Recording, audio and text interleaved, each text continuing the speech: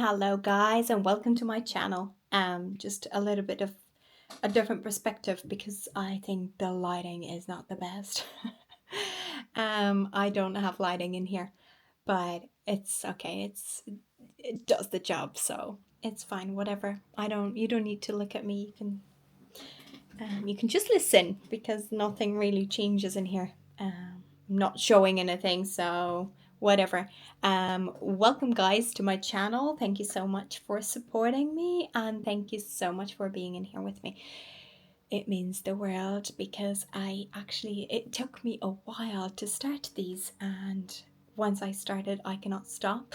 It's funny because I actually forgot to collect my little boy from play school.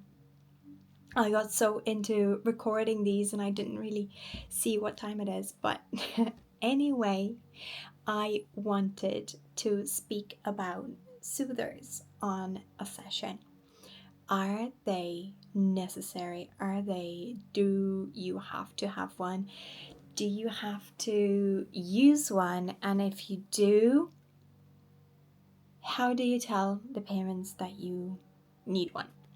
So my intake on soothers is it is much easier for me as a photographer and for the baby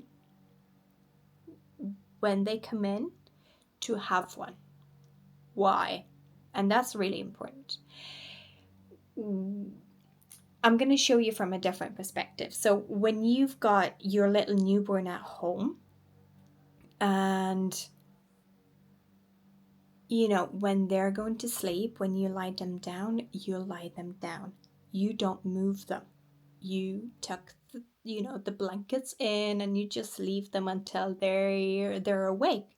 They just have their little bed and they sleep in the bed and you just leave them. You do not touch them.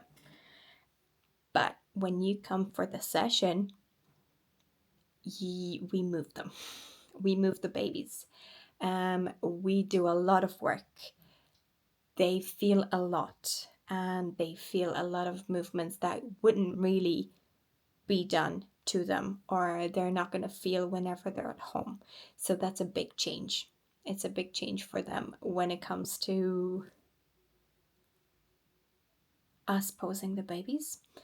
And in order for the baby to be posed correctly, it's easier with the dummy, because what happens when you put the dummy in, they suck the dummy in, they are focusing on it. And there's so many poses that when they focus on the dummy, you can do, you can put their hands in for the little froggy pose or in the airplane pose and everything else. You can do it with the dummy. But when you don't have the dummy, they have nothing to focus on. So they're much more likely to wake because they're being disturbed. And you don't want them to be disturbed. So that's probably the only reason why I do ask my clients to bring the dummy. How do I ask my clients to bring the dummy? I only inform them. So I tell them, they usually ask me what should I bring for my session, and I say, please bring a blanket, a teddy, and a dummy, as there are certain poses that require the baby to focus on the dummy instead of focusing on me moving the baby. And that's all I say. If they bring the dummy and they say to me, yes, but we never used one, like, that's no problem. If I would need to use it, I will use it, since certain poses do require the baby to focus more on sucking than on whatever I'm doing to them. If they say to me, oh, we didn't bring one because the baby's not using one, I say that's no problem, and I work with that one. And then there are parents that I say, yeah, we've got the dummy. And yeah, we're happy to use it. That's perfect.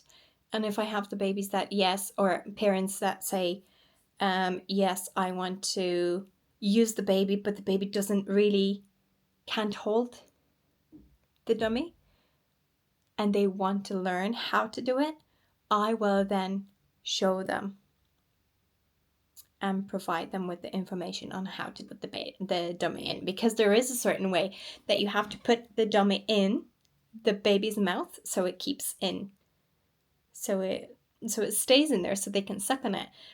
You can find that information in my sleepy guide. I will link it below, or I will link it in the comments. I'm not really sure where, but you will definitely find it somewhere under the video in here. It's so good. So good. So this is how I would approach it. If the parents are like, oh no, we're not bringing the dummy, that's all right. You know, you can't make them bring the dummy, or you can't use one if they don't want to use one. Thank you for watching.